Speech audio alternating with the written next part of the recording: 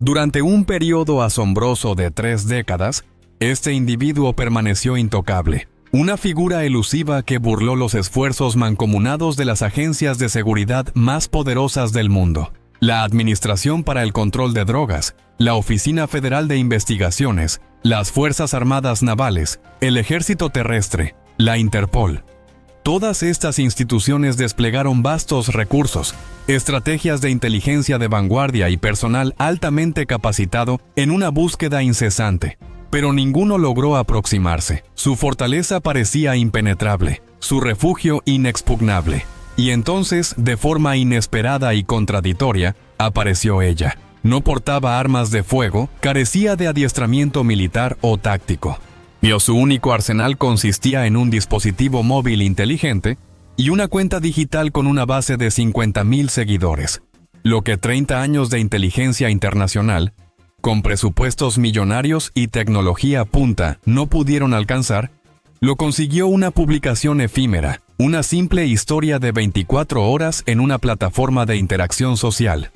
El blindaje que lo protegía se desmoronó, no por un ataque frontal, sino por la difusión inadvertida de su vida privada en el éter digital. Si encuentras este análisis revelador y deseas comprender a fondo cómo operan las dinámicas de poder en la era moderna, te invitamos cordialmente a unirte a nuestra creciente comunidad.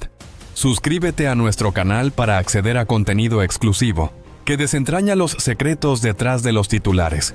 Y tu apoyo es crucial para continuar con esta labor de investigación profunda y sin censura. A propósito de esto, un fragmento de audio, interceptado poco antes del dramático operativo de Tapalpa, resonaba con una autoridad implacable. La voz, identificada como la de Nemesio Oseguera Cervantes, alias El Mencho, no dejaba lugar a dudas. Sus palabras, dirigidas con un furor apenas contenido a una única persona, una mujer que habitaba un universo radicalmente distinto al suyo, constituían la prueba inequívoca de que el hombre más protegido de México había cometido la única equivocación que no ofrecía redención. Había depositado su confianza en el cruel y despiadado ecosistema del crimen organizado. La confianza no se erige como una virtud, más bien, representa una vulnerabilidad fatal. Nemesio Oseguera Cervantes, conocido ominosamente como El Mencho, el cerebro que por más de 3 décadas cimentó su supervivencia en una desconfianza sistemática hacia absolutamente todos y todo cuanto le rodeaba, encontró de forma irónica a alguien ante quien decidió relajar su rigurosa guardia. La identidad de esta persona, para el propósito de comprender esta narrativa, carece de relevancia. Lo verdaderamente trascendente es su naturaleza. Era una influenciadora. Una mujer con una presencia avasalladora en las redes sociales, acumulando decenas de miles de adeptos, cuya existencia se forjaba sobre la visibilidad permanente, sobre la compulsión de compartir cada instante, cada ubicación, cada vivencia con una audiencia ávida de contenido. Una audiencia que la seguía con la atención hipnótica que solo generan aquellos individuos que transforman el glamour en un arte cotidiano. En todos los sentidos imaginables, representaba la antítesis exacta de lo que El Mencho, en su búsqueda implacable de sigilo y anonimato, requería tener cerca. No obstante, hoy desvelaremos la crónica completa de cómo esa flagrante contradicción se convirtió en la grieta irreparable que posibilitó lo que 3 decenios de operativos, de inteligencia de élite, de ingentes recursos internacionales, no habían podido consumar: la caída del hombre más perseguido del continente. Para descifrar por qué la mencionada influenciadora resultó ser un elemento determinante en el desmoronamiento de El Mencho, es imperativo comprender la magnitud del desafío que representaba localizarlo sin su intervención. 30 años se extendieron como una sombra interminable. Durante ese lapso, las agencias de inteligencia más poderosas del planeta se esforzaron por dar con el paradero directo de Nemesio Oseguera Cervantes. La DEA volcó una cantidad de recursos que, aunque no han sido divulgados oficialmente, fuentes internas de la agencia han descrito como superiores a los asignados a cualquier otro objetivo en el hemisferio occidental durante los últimos 15 años. El FBI, por su parte, Cooperó en al menos 4 operaciones encubiertas, de las cuales solamente una ha sido parcialmente reconocida en documentos desclasificados. La Marina de México, la Secretaría de la Defensa Nacional y la Guardia Nacional, bajo distintas administraciones y con variados niveles de coordinación, ejecutaron más de 100 operativos, cuyo objetivo primario o secundario era la localización de El Mencho. Todos ellos concluyeron en un fracaso rotundo. La razón de este fracaso acumulado no residía en la escasez de medios ni en la falta de voluntad. Se encontraba en la arquitectura de seguridad que El Mencho había erigido a lo largo de décadas, con una meticulosidad que los analistas que la estudiaron describieron como paranoia elevada a la categoría de sistema. Su estrategia de seguridad era un tejido complejo de precauciones extremas. Jamás pernoctaba 2 noches consecutivas en el mismo lugar, manteniendo un movimiento constante que disolvía cualquier patrón detectable. Sus comunicaciones estaban encriptadas en múltiples capas, empleando sistemas que se actualizaban rigurosamente cada 72 horas, neutralizando así cualquier intento prolongado de monitoreo. Su círculo de confianza nunca excedía a 12 individuos en ningún momento. Y dentro de este reducido grupo, cada miembro poseía únicamente la información estrictamente indispensable para cumplir su función específica. Nadie conocía la totalidad del panorama, solo él poseía la visión completa. Y este sistema, que había demostrado su eficacia durante 3 décadas, contenía una única e inherente falla de diseño. Un punto céntrico que ningún protocolo de seguridad puede erradicar por completo porque está intrínsecamente integrado en la esencia misma de la condición humana. La necesidad fundamental de conexión. Los perfiles psicológicos de líderes de organizaciones criminales de alta intensidad, elaborados por equipos de la CIA, el MI6 y unidades especializadas de Interpol, señalan de manera consistente un patrón recurrente, que en sus análisis se denomina síndrome de aislamiento compensatorio. En términos sencillos, aquellos hombres que se protegen con mayor ahínco en su esfera pública son, paradójicamente, los más vulnerables en su ámbito privado. La presión incesante de mantener un control absoluto. La imposibilidad de confiar en persona alguna dentro de su propia estructura, la paranoia indispensable para sobrevivir en ese submundo, generan una sed profunda de normalidad, de una conexión auténtica, de alguien con quien poder ser algo diverso a la figura que encarnan en su vida laboral. Esa necesidad, esos hombres, la buscan inevitablemente fuera de sus férreas estructuras. El Mencho no fue una excepción a esta regla, de hecho, y se convirtió en el ejemplo más documentado de este patrón en la historia reciente del crimen organizado latinoamericano. Un fragmento de audio adicional, interceptado por los equipos de inteligencia apenas 4 semanas antes de la operación, reveló mucho más que la mera existencia de una relación personal. Desveló algo de un valor incalculable para los analistas. El Mencho estaba negociando con alguien, y los hombres que negocian tienen, por definición, algo que arriesgar o perder. ¿Quién era la influenciadora? Para los fines de esta investigación y por razones directamente relacionadas con la seguridad de los individuos implicados, la identificaremos simplemente como la influenciadora. Lo que sí podemos afirmar es lo siguiente.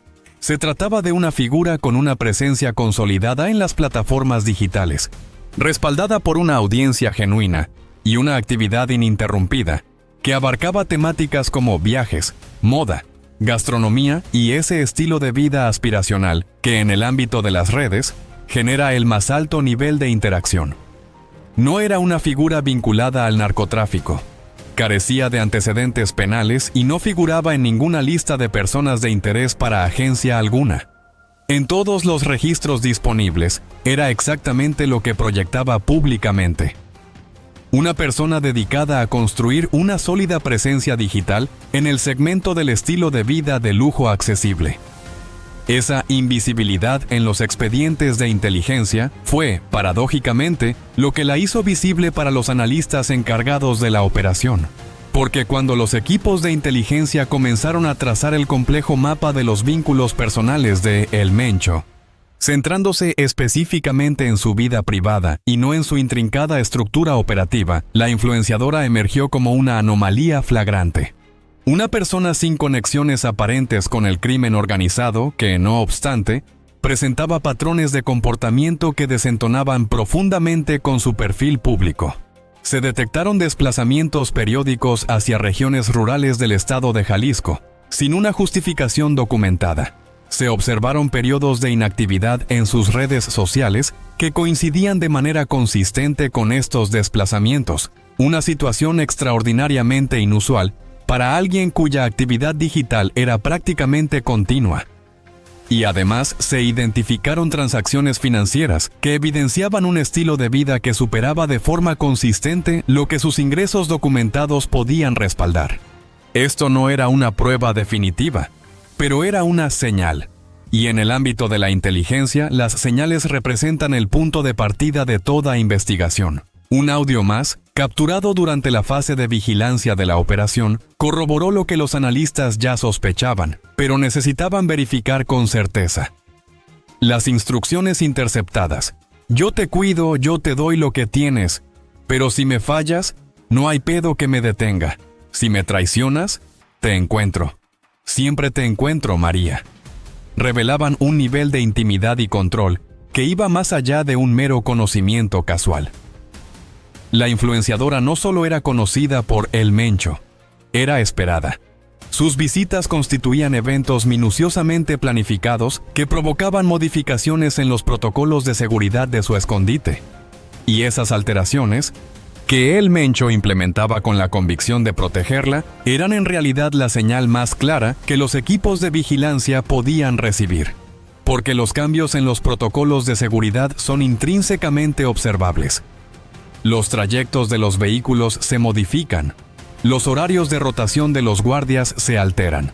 Las rutas de acceso que se activan y se cierran cambian.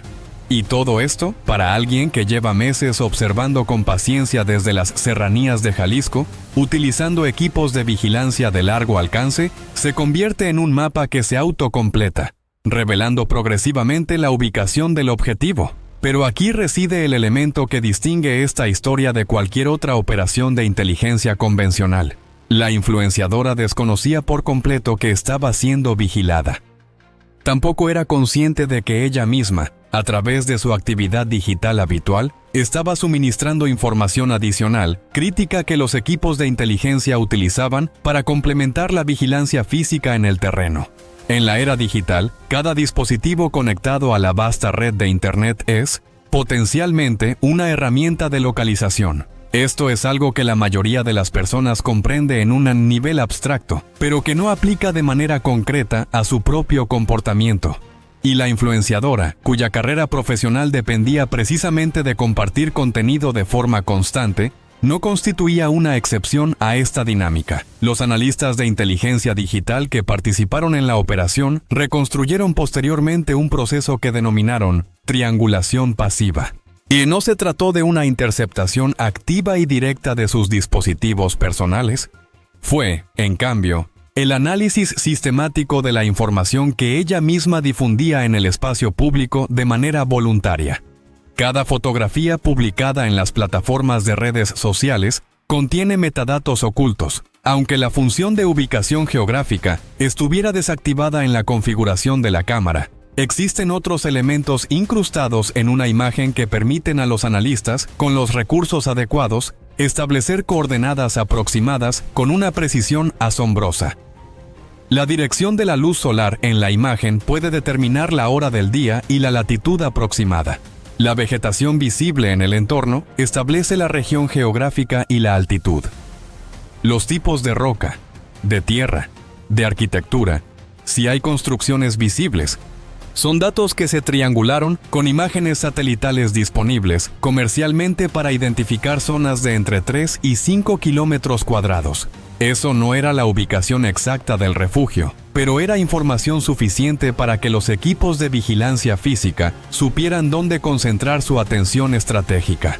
El meticuloso proceso que duró 18 meses y que culminó en el operativo de Tapalpa no fue lineal. Estuvo plagado de retrocesos inesperados. Hubo momentos en que la señal se perdía por completo, y los equipos se veían obligados a reconstruir la madeja de la investigación desde un ángulo completamente distinto. sufrió filtraciones internas que forzaron la sustitución de equipos y la modificación de protocolos al menos en 2 ocasiones. Y sobre todo, hubo algo que los analistas que participaron en la operación describen con una palabra consistente cuando hablan del proceso, evitando entrar en detalles clasificados: paciencia. La inteligencia que rinde frutos no es la que actúa con precipitación, es la que aguarda el momento preciso, el instante exacto en que todas las variables se alinean. Y en este caso particular, ese momento crucial debía combinar 3 elementos simultáneos: la confirmación inequívoca de la presencia del objetivo en la ubicación, una ventana táctica óptima para ejecutar el operativo, con el menor número posible de variables incontroladas, y la ausencia de la influenciadora en el lugar, con el fin de minimizar cualquier riesgo de bajas civiles. Ese tercer elemento es sumamente significativo, ya que revela una faceta de la naturaleza del operativo que el comunicado oficial nunca articuló: la determinación de esperar a que ella se retirara antes de ejecutar la incursión no fue meramente una decisión táctica, fue también una señal clara de que las autoridades consideraban a esa persona como una civil ajena al conflicto y no como un objetivo militar, lo cual implica que en algún punto del complejo proceso de inteligencia, alguien tomó una decisión trascendental sobre su estatus en la operación. Esa decisión y sus múltiples implicaciones constituyen una de las partes de esta historia que permanecen en una zona gris, entre sombras y especulaciones. Y en el mundo de la inteligencia, las zonas grises son siempre las más intrigantes y reveladoras. El día en que los equipos de vigilancia confirmaron que la influenciadora se había retirado del complejo de cabañas en Tapalpa, dio comienzo el proceso de activación del operativo. No fue un movimiento inmediato. La activación demoró varias horas de verificación cruzada de cada dato disponible, de confirmación milimétrica de las posiciones de los guardias enemigos y de una coordinación exhaustiva entre los distintos cuerpos de seguridad que participarían. Y en algún momento de esas horas de espera tensa, según fuentes que trabajaron en el análisis posterior de la operación, el Mencho recibió información parcial de que algo anómalo estaba sucediendo. No la información completa, no la certeza absoluta de que el operativo ya estaba en marcha, pero sí lo suficiente para grabar lo que se convertiría en sus últimas comunicaciones con sus hombres de confianza. Ya sé que fuiste tú, no sé si lo hiciste a propósito o de pendeja, pero da igual, el resultado es el mismo. Y ya saben los míos quién eres, ya saben dónde vives, ya saben todo. Así que cuídate mucho, porque yo no voy a estar, Yulisa, pero los que mandan después de mí, esos sí van a estar. Luego, en un fragmento diferente, grabado apenas minutos después, según el análisis forense de las comunicaciones, algo substancial cambió en el tono de su voz. ¿Cómo saben dónde estoy, güey? ¿Cómo? Aquí algo huele mal. Nadie sabía esto. Nadie de los míos. Entonces, maldita sea. Ese silencio abrupto al final del fragmento. Ese maldita sea, seguido de la nada. Es el sonido inequívoco de un hombre que está llegando a una conclusión que se resiste a terminar de formular en voz alta. En el análisis forense de voz que se realizó sobre ese fragmento, empleando tecnología de inteligencia artificial para el análisis psicofisiológico, los indicadores de estrés en la voz de El Mencho, en ese instante específico, son significativamente más elevados que en cualquier otro punto de todas las grabaciones analizadas, incluso superando los niveles detectados en los fragmentos donde impartía órdenes de combate. Esto tiene una única interpretación posible para los especialistas en análisis de comportamiento bajo presión. El Mencho no temía al operativo inminente. Su temor residía en lo que el operativo revelaba, en la inquietante pregunta de quién lo había hecho posible. La tecnología forense digital del año 2026 permite capacidades que habrían parecido imposibles hace tan solo una década. El análisis minucioso de metadatos y de comunicaciones interceptadas no solo establece qué se dijo y cuándo, sino que también determina el estado emocional del hablante con una precisión que los poligrafistas más experimentados reconocen como superior a cualquier método previo. Y lo que ese análisis reveló sobre las últimas horas de El Mencho en Tapalpa, un retrato psicológico extraordinariamente complejo de un hombre que, en el mismo lapso temporal, estaba siendo el jefe de operaciones implacable que siempre había sido, y al mismo tiempo, el individuo que comenzaba a comprender que alguien muy cercano a él era la causa fundamental de por qué estaban allí. Has llegado hasta el final, y eso dice mucho de tu interés por la verdad. Este tipo de análisis, profundo y sin filtros, no lo encontrarás en ningún noticiero convencional. Lo construimos aquí, semana a semana, con la rigurosidad que este tema merece, y la revelación de secretos que te dejarán sin aliento. Suscríbete ahora mismo y activa la campana para no perderte el próximo capítulo.